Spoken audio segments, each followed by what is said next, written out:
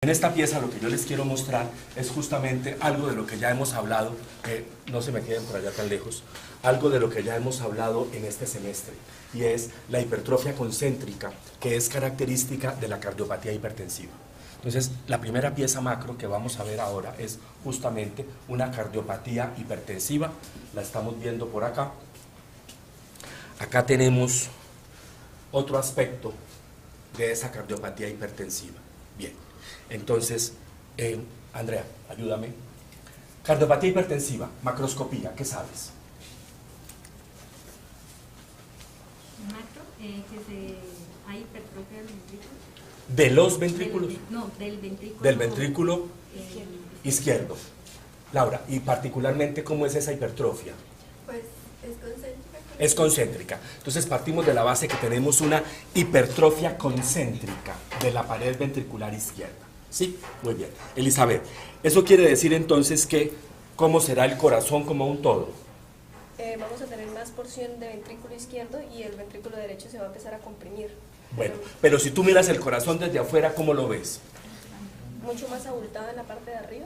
Ya, pero como un todo estará aumentado de volumen, seguramente. Sí. Pero, ¿a qué voy? Yo voy a que seguramente no encontramos las grandes cardiomegalias que a veces vemos en las cardiomiopatías dilatadas. Cuando yo digo gran cardiomegalia, ustedes deben pensar inmediatamente en dos condiciones.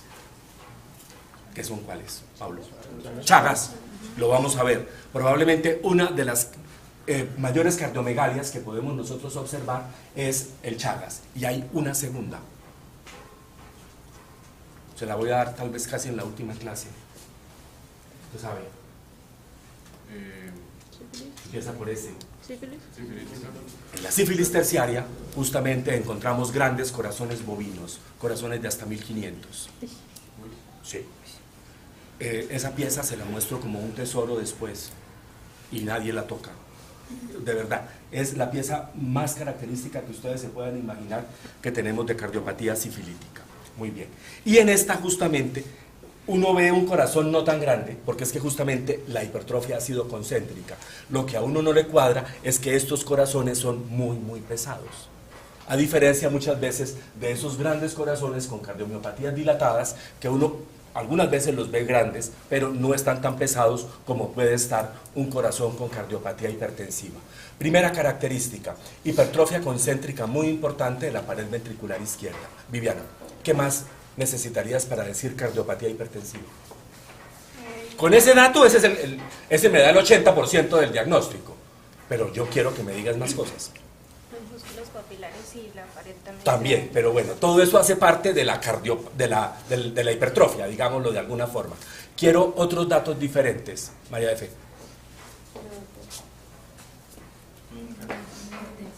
Karina.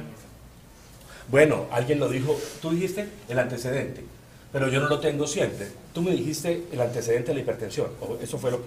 O sea, porque uno fundamenta muchas veces el diagnóstico si tiene la historia clínica de hipertensión.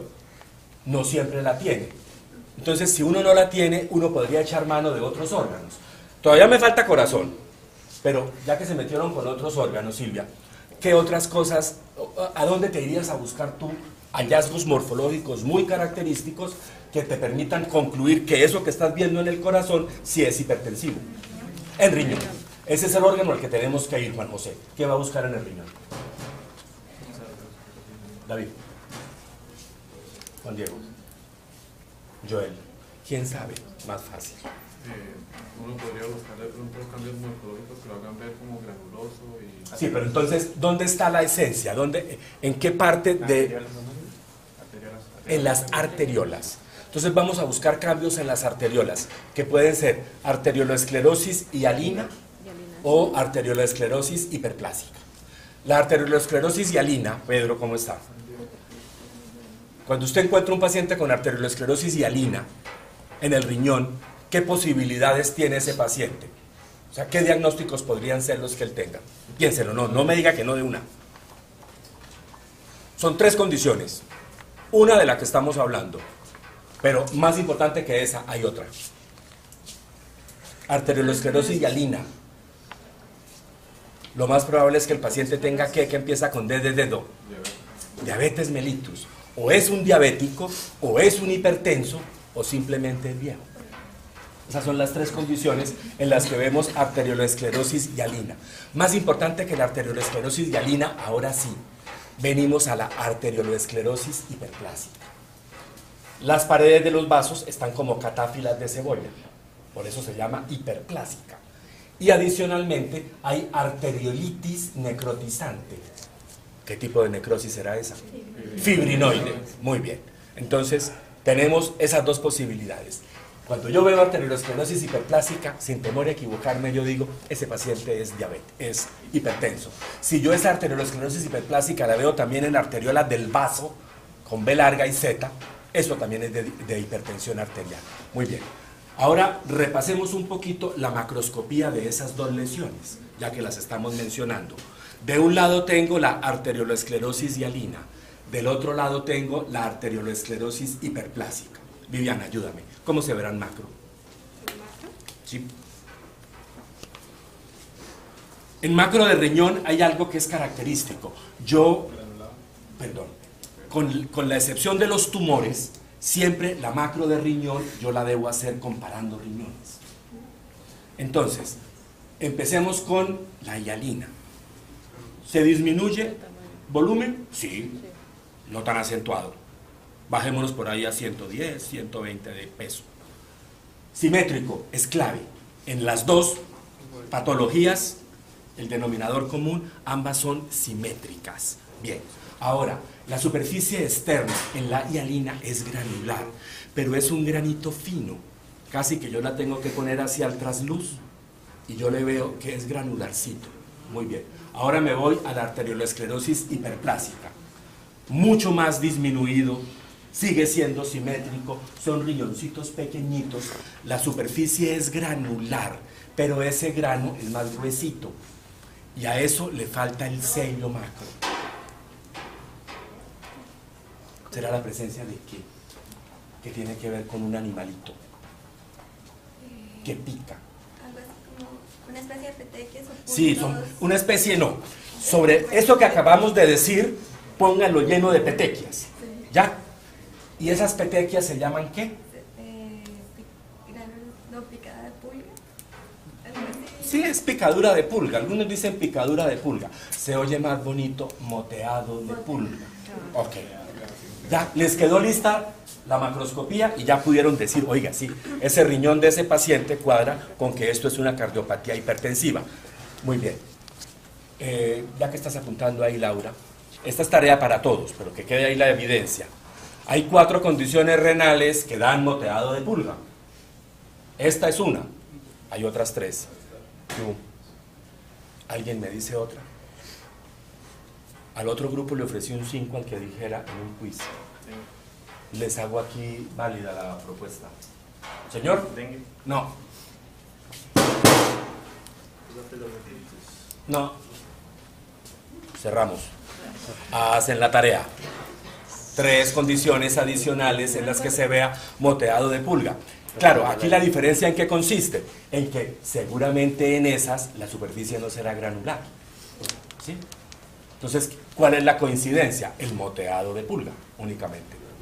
Muy bien. Hola Liliana, creo que es allá. Creo que es allá Liliana, acá no la llamé a lista. Bien. Entonces, bueno, pero asumamos justamente que la paciente que estamos manejando no tiene riñones a la mano y el paciente está vivo. ¿Quieren saber que es hipertenso? Busquemos en algún otro órgano, pues que no sea tomándole la atención, obviamente. En fondo de ojo. Muy bien. Fondo de ojo e hipertensión. Es un capítulo interesante. No vamos a mirar ahora la gradación, pero a los que les toque fondo de ojo con hipertenso para la autopsia, obviamente les voy a preguntar cómo se clasifica la retinopatía hipertensiva. ¿De acuerdo? Salud. Ok, muy bien. Pedro, asumamos que tomamos un corte de esta pared. ¿Qué vamos a ver? Teñido con hematocilina de eosina. Fibras musculares Hipertróficas. Pero desafortunadamente uno tiene que haber visto muchos corazones para que uno al ojo diga, uy, esta está hipertrófica. Aquí tenemos micrómetro. Hallazgos indirectos de hipertrofia. Hallazgos indirectos. Los núcleos. Núcleos hipercromáticos, aumentados de tamaño, binucleados. Muchas veces puede haber fibrosis del intersticio y esto pues complica entonces ya secundariamente las otras cavidades. Muy bien, Jan. Cor pulmonale crónico. ¿Qué es eso? Es cuando el corazón tiene un cambio morfológico debido a una patología del pulmón. ¿Pero un cambio morfológico en dónde? Es esto, pero en la pared ventricular izquierda. O sea, ese cambio de hipertrofia, justamente que uno ve en el ventrículo derecho, corresponde al cor pulmonale crónico. Muy bien. ¿Por qué se produce el cor pulmonale crónico, Pablo? O sea, la traducción final es hipertensión pulmonar, perdón. Entonces, ustedes tendrían que saberse cuándo hablo yo de hipertensión pulmonar, a partir de cuánto, cómo se mide la presión en la arteria pulmonar. Bien, entonces, cuando vamos a estudiar, causas de hipertensión pulmonar, yo siempre les recomiendo, me gusta como lo clasifica el libro. Entonces, hay causas en las cuales la patología de base es una patología del intersticio pulmonar. Tendríamos que saber las causas. Ahí la más importante es lo que vamos a ver el viernes, el EPOC, la enfermedad pulmonar obstructiva crónica. Segundo, tendríamos el grupo de patologías de causa vascular. Tendríamos el tercer grupo, que serían las patologías de la caja torácica. Y finalmente tendríamos un grupo más misceláneo al final. Pero el denominador común en todos es que hay hipertensión pulmonar. Y esto se va a traducir entonces en esa hipertrofia de la pared ventricular derecha inicialmente, y a esto lo vamos a llamar corazón pulmonar crónico o cor pulmonar crónico. Silvia, ¿y qué es un cor pulmonar agudo? Porque si hay crónico debe haber agudo. Juan José. Shh. María Fernanda. Elizabeth. Erika, ¿qué es lo que dices allá? O sea, es una dilatación justamente que se produce secundaria a un tromboembolismo pulmonar. Y eso es el cor pulmonar agudo.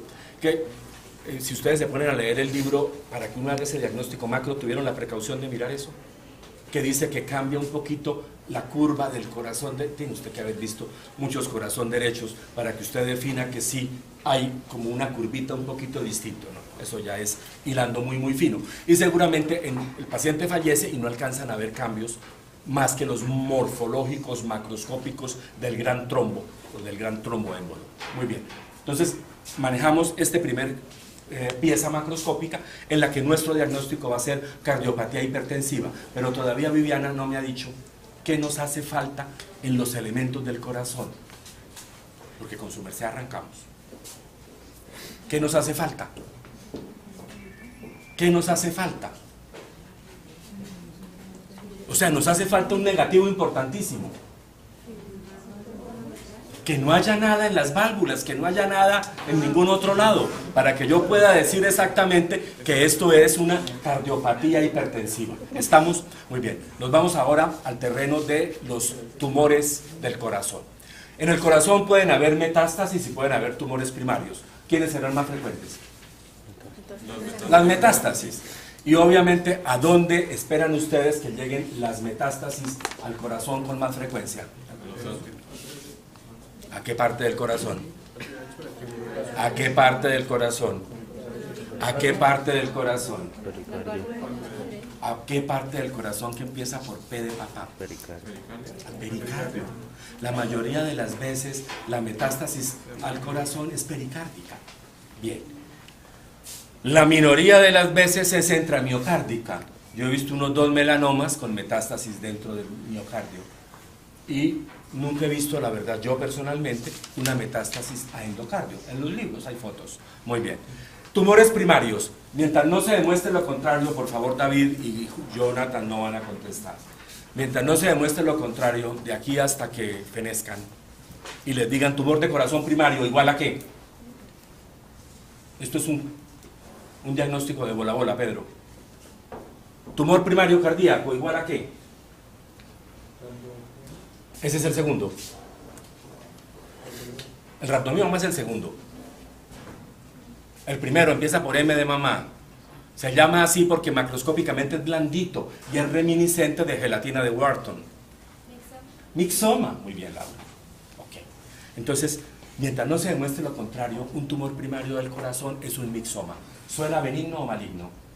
Benigno, por lo menos morfológicamente. Pero ustedes creerían que esta masa que les estoy mostrando es benigna. Es una masa que me obstruye el flujo, es una masa que me favorece trastornos del ritmo, es una masa que me produce incompetencia valvular, es una masa que adicionalmente, como es un tejido blandito, es susceptible de que haga que rápidamente embolice. Y muchas veces estos pacientes embolizan, con alguna frecuencia hemos visto casos que empiezan a tener cuadros neurológicos atípicos, pues dependiendo del sitio a donde emboliza, pues vienen las manifestaciones neurológicas de los pacientes. El tamaño varía, el tamaño puede ser desde pequeñito hasta grandes masas como estas, sésiles, y como en este caso el pedículo era así de delgadito, pues con el paso de los años el pedículo pues fue apartado de su nicho natural. Son más auriculares que ventriculares, en una proporción muy alta. Y son muchísimo más frecuentes en aurícula izquierda que en aurícula derecha, como 5-1. Mientras no se demuestre lo contrario, un mixoma cardíaco es de aurícula izquierda, y así lo manejamos nosotros. Acaban de ver un gran mixoma cardíaco, y ahora les quiero mostrar un mixomita cardíaco. Pues sigue siendo mixoma, ¿no? Pues no vamos a decir mixomita, pero sí lo ven pequeñito, lo ven sésil, ¿sí lo estamos viendo? Esto fue un hallazgo accidental de la autopsia. ¿Qué pasó, Jonah? El origen de las células son mesenquimales. Interesante, son mesenquimales, pero ¿cuál? Porque allá no hay algo que se llame el mixome, no. Pero es benigno, se comporta como maligno. Exactamente, a eso iba, Pedro. A que siendo una lesión histológicamente benigna, el comportamiento es maligno. El comportamiento biológico por localización, ¿sí? Y tenemos ese problema, que cuando a veces el auditor médico glosa la cuenta, porque los médicos tratantes dijeron que esto es una patología de alto costo, y ellos dicen que no porque el patólogo no dijo maligno, y nosotros pues no podemos decir que es maligno porque histológicamente no lo estamos viendo. Yo algunas veces les mando una nota pues diciéndoles esto que acabo de hacer esa consideración. Los tumores del tallo. Los tumores del tallo cerebral, la mayoría de las veces histológicamente son benignos, pero ¿quién se mete a operar un tallo? Muy bien. Un tallo cerebral, uno puede operar otros tallos, ¿no? Los que hacemos. ¿Listo? Mixoma cardíaco. Segundo tumor del corazón es justamente el que mencionó Pablo, el rhabdomioma. Y como algunos de ustedes van y hacen exámenes STEPS y cosas de esas, en los STEPS les encanta preguntar ¿en qué tumor histológicamente, característicamente, hay células en araña? La respuesta es rhabdomioma cardíaco. O sea, son células, son rhabdos que tienen una forma estrellada, que se parecen, pues, entonces siempre, el doctor Mantilla siempre lo dice, y yo también lo repito, patología es el arte de alucinar y hacer alucinar a los demás. A alguien se le ocurrió que esas células tenían forma de araña, y pues todos seguimos repitiendo que son spider cells. Muy bien. Ok. Cardiopatía hipertensiva, mixoma cardíaco. Nos venimos a esta pieza macroscópica en la que les voy a mostrar un caso muy característico de fiebre reumática crónica. Hablemos de fiebre reumática, joven Jonathan. Criterios de Jones. Pedro, sin que me mire allá en el cuaderno. Criterios de Jones. Criterios mayores. Pericarditis. El primero, el más importante. Pericarditis, creo que. El primero y más importante criterio de Jones de fiebre reumática. La carditis. Ahorita vamos a mirar qué es la carditis. ¿Okay? La carditis. El segundo. La poliartritis migratoria, que característicamente debe ser migratoria. Y van dos. El tercero. La corea. ¿De Huntington? No, De Sydenham. Van tres. El cuarto.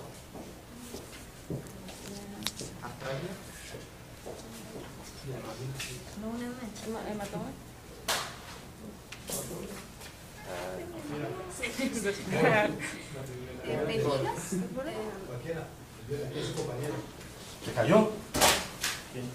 ¿Quién se cayó? No sé, ayuda de allá. Con la fiebre, por favor. Vamos a continuar con la fiebre reumática. y vamos a trabajar inicialmente el elemento más importante, que es el que podemos ver. Vamos a trabajar el elemento corazón. Y pensemos que puede haber fiebre reumática aguda y puede haber fiebre reumática crónica. Empecemos con la fiebre reumática aguda, Andrea. ¿Qué será más frecuente en la fiebre reumática aguda? ¿Qué será lo característico? ¿La endocarditis, la miocarditis o la pericarditis? Endocarditis. Laura, ¿qué dices? Viviana. Pericarditis. Allí.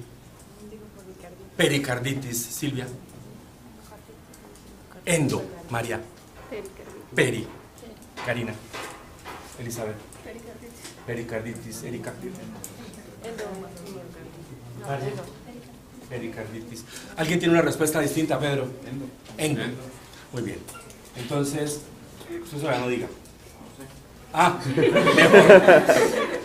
Listo. Jan, última respuesta. Endo. Muy bien. Hoy todos sacaron 0. Pancarditis. Hoy todos sacaron 0. Pedro, ¿cuál es la respuesta? Si todos sacaron 0. ¿Cuál es la respuesta, Pedro, si todos sacaron 0? Que son las 3. Pancarditis. Pero de entrada aquí David lo dijo claramente. Pancarditis. Pancarditis. Eso no se les va a olvidar nunca. Ahora sí, desmenucemos una por una. Empecemos con la pericarditis, que ustedes ya la vieron en práctica. ¿Qué es lo típico, Juan José? Un carriel antioqueño, un sombrero volteado. Pero ¿qué es lo típico en esta patología?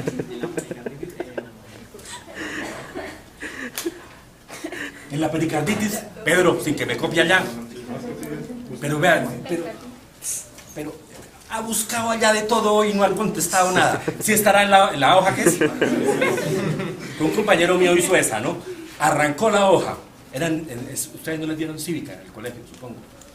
Rebelión, sedición, asonada, eran los 3 delitos. ¿Qué es rebelión? Y él sacó la hoja, la rompió, la copió y copió el otro. ¿Qué es asonada o alguna? Estamos ahí. Bueno. Pericarditis, ¿qué es lo característico, Erika? Eso, lo que estás haciendo así. La pericarditis en pan y mantequilla, pero ese nombre no se oye elegante. ¿Es una pericarditis de qué tipo? No, señora. Cero, no, señora. Cero fibrinosa. El mejor ejemplo de pericarditis cero fibrinosa es la pericarditis de la fiebre reumática aguda. Pericarditis en pan y mantequilla. La miocarditis. La miocarditis no es lo habitual, es probablemente la que menos contribución tiene. Si ustedes quieren confirmar que hay una miocarditis por fiebre reumática aguda, Juan Diego, ¿qué buscan? ¿Qué busca histológicamente? ¿La presencia de qué? ¿La presencia de qué? ¿La presencia de qué? ¿La presencia de qué? ¿La presencia de qué? La presencia de cuerpos de Ashot. Se lo enseñaron en clase. Ok. Que tienen 3 elementos, que hay miocitos de Aniscoe, que hay necrosis fibrinoide, listo. Pero nos venimos ahora a la endocarditis, interesantísima. Endocarditis en la fiebre reumática aguda. ¿En qué válvula la van a buscar de entrada? Mitral. Después de esa, ¿en cuál? Aórtica. No, después de la mitral, Aórtica. aórtica. Después, mitral y aórtica. Después, mitral, aórtica y tricúspide. No, la pulmonar es la última. Tricúspide acá, pulmonar de última. Con que se sepan las 3 primeras me doy por muy, muy bien servido. Pero ¿qué es lo que van a buscar, Viviana, en la endocarditis aguda de la fiebre reumática? ¿Qué van a buscar? Los nódulos. Tienen la idea, no han dicho la palabra. Son vegetaciones, pero el libro usa una distinta. No, verrugas.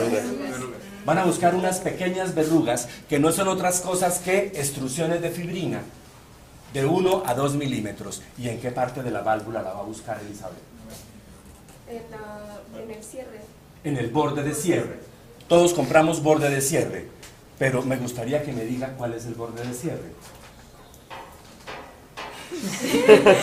Porque me dicen con mucha sapiencia suma. En el borde de cierre. Jan sí sabe dónde está el borde de cierre. No. Oye, eso es un concepto así básico, chiquito, elemental. Muy bien. Pedro sí sabe. Qué pena. Es que Pedro y Viviana me quedaron en el campo visual hoy. Y ambos son así bastantes como yo, entonces nos vemos más. Ok, listo. Muy bien. Joven David, ¿dónde está el borde de cierre? Es como el pegue de las tres válvulas. ¿Cómo? ¿Tres de las tres válvulas? No. O sea, cada válvula, las válvulas tienen sus bordes de cierre. A ver, la válvula tiene el borde libre. ¿Sí? Pero la válvula cuando se cierra, no cierra borde libre con borde libre, que uno pensaría. El borde de cierre está 1 milímetro por detrás. Ahí es donde choca. Piensen en un endocardio edematoso enfermo. Cada vez que él choca, él hace que haya la extrusión de fibrina. Por eso es que uno las verruguitas las ve justamente en el borde de cierre. Y esto nos permite hacer el diagnóstico diferencial con 4 patologías en las cuales puede haber vegetaciones. La endocarditis infecciosa. De entrada, la endocarditis infecciosa lo vamos a ver ahora. La vegetación es grandota, es friable, es necrótica, no respeta nada, ella no tiene un sitio de donde ubicarse y ella destruye. Ya, endocarditis infecciosa. ¿Qué otras 2 patologías nos pueden dar verrugas o vegetaciones? La endocarditis trombótica no bacteriana o endocarditis marántica, una que la vemos en pacientes desnutridos y en pacientes con cáncer, como evento terminal muchas veces lo vemos, pero de eso no se van a morir. ¿Y en qué patología autoinmune hay endocarditis? Ya vieron esa enfermedad. En el lupus. Existe la endocarditis de Lehmann-Sachs. Busquen en esas 2 donde pueden estar las vegetaciones. No se me recuestan allá que me van a dañar. Cuando estén en ronda, ¿qué van a hacer, hombre? Ok, mire, yo llevo ya aquí 3 horas y ven. Ok. A ver. No tengo para mostrarles una endocarditis aguda, porque considerarán que esas vegetacioncitas rápidamente se van. ¿Alguien me ve las gafas? ¿Alguien está sin guantes? No los he ensuciado. Hágame el favor, David. Del grupo A, alguien me fue a poner las gafas, me tocó decirle que esto era... Sí, así. Ya, gracias, David, no hay problema. Muy bien, haciendo un poquito de abstracción, no se me rompa. Lo que está entre mis dedos sería una verruguita un poquito más grande, ¿sí la ven? Qué bonita se ve. Por acá. A todos les voy a mostrar. ¿Sí ven una verruga?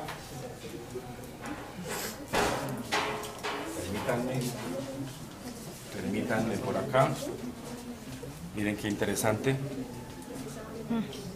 Permítanme por acá, si son tan amables. Y el video lo subimos para acá. Sí, yo creo que se alcanza. ¿Listo? Muy bien. Ahora les quiero mostrar. Soy muy notorio. Les quiero mostrar un ejemplo estupendo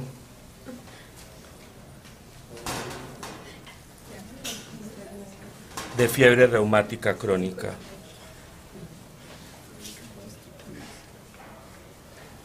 Y aquí obviamente el diagnóstico es cardiopatía reumática crónica. Para que tengamos un punto de reparo, les voy a presentar primero esta válvula mitral. Observen el tamaño de la válvula, observen las características de las cuerdas tendinosas. Esta, si bien está un poquito alterada, les sirve a ustedes de un reparo para que observen la que les voy a traer a continuación. O sea, observen las proporciones, las características de las cuerdas. Y ahora vengo con la que les quería mostrar. Miren la diferencia. Van a ver una válvula gruesa, blanquecina, firme, pegada completamente, sin comisuras. Ustedes la ven gruesa, la ven fibrótica.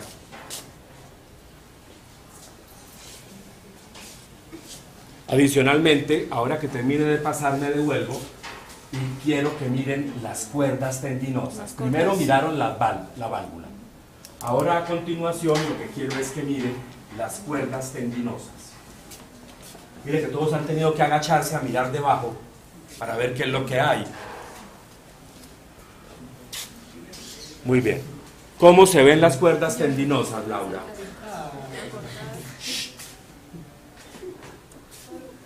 Cortas, De entrada, delgaditas. Yo creería que están gruesas, Pablo. Porque es que justamente uno de los clásicos cuando uno enseña patología es enseñar los trasmientos de las cuerdas tendinosas en la cardiopatía reumática crónica. ¿Cuáles serían esos trasmientos, Pedro? Acortamiento, engrosamiento. ¿Y cuál sería el tercero? Es un ranazo realmente, porque eso, esa palabra no es... Que se peguen, díganlo con miento. No, fusionamiento. Pablo, no me lo vaya a dañar. Ok. Engrosamiento, fusionamiento y acortamiento de las cuerdas tendinosas. Muy bien. Algunas veces, en la medida que hay el reflujo sanguíneo, el endocardio mural de la aurícula izquierda se presenta engrosamiento, rugosidad. A ese engrosamiento y rugosidad, en un momento dado, ¿cómo se llama? ¿Placas de quién? De un señor. ¿Pero cómo se llama ese señor? ¿Qué? ¿Cómo? ¿McVeigh? No. McCormick tampoco. McDonald tampoco. McCallum. Ok. Placas de McCallum. Muy bien. Repasamos hasta ahora que llevamos mixoma cardíaco, cardiopatía hipertensiva y tuvimos un caso de cardiopatía reumática crónica. No me van a decir fiebre reumática crónica. Cardiopatía reumática crónica. Y nos venimos ahora a una patología que da gran morbimortalidad, señora. ¿Está correcto decir valvulopatía reumática crónica, lo puedes decir? Valvulopatía reumática crónica, está perfecto. Sí. Si quieres decir valvulopatía reumática crónica, entre paréntesis, estenosis ventral, igualmente lo puedes decir. Ok. Muy bien. Ahora vamos a mirar, señor. La cardiopatía reumática es por secundaria a infección por estreptococcus. ¿Quién me cuenta? Todos saben que hay una reacción que es como... Reacción cruzada. Listo. Ok.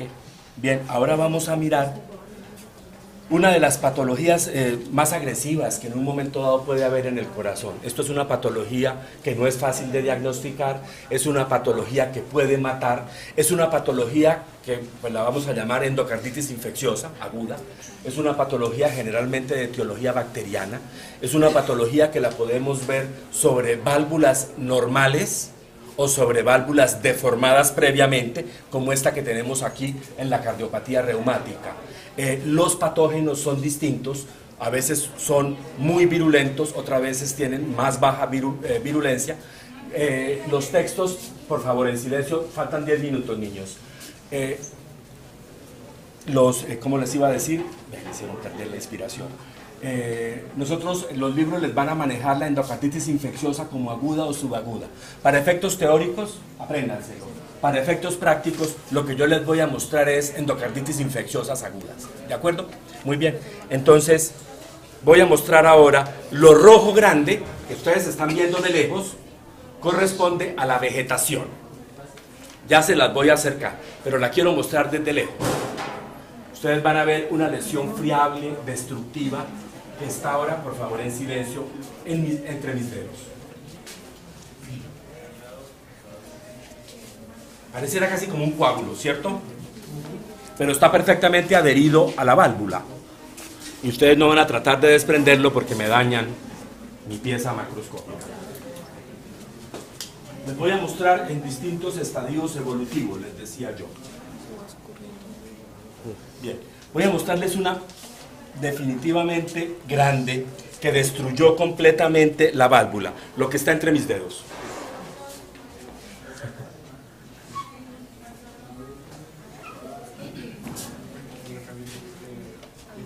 Entre mis dedos. No, me le cae a alguien algo.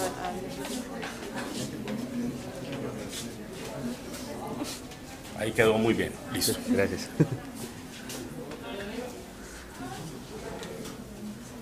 Grandísimo. ¿Listo? Ah, bueno. ¿Listo? Salimos, vamos a ver otra. A ver. Miren esta empezando. Está ahora entre mis dedos. Yo creo que esto fue un hallazgo incidental. Esta persona no murió de eso. Pero fue un hallazgo incidental. Seguramente esto sería una endocarditis subaguda. Generalmente las subagudas están sobre válvulas previamente alteradas, particularmente con cardiopatía reumática crónica. Endocarditis infecciosa aguda. Creo que no tengo más. Creo que en esa subaguda la fibrosis. Debe haber fibrosis, claro. Ah, mire, esta aquí está. Pero es que me le quitaron la parte de arriba. ¿La ven acá? Sí, mire, aquí estuvo. Me toca decirlo. Aquí estuvo. Por acá estuvo. Pero ahí todavía se insinúa. Y aquí hubo ruptura, ¿no? Mírenla por acá. Aquí estuvo. ¿Ah? Sí, allí me ayuda a tomar buenas fotos. Muy bien. Les repaso, por favor. La última atencióncita. Repasemos los diagnósticos de las piezas macroscópicas. Corazón con mixoma. Corazón con cardiopatía hipertensiva. Corazón con cardiopatía reumática crónica. Corazón con endocarditis infecciosa aguda. ¿Estamos? Muy bien. Quedan 3 minutos, tomen fotos.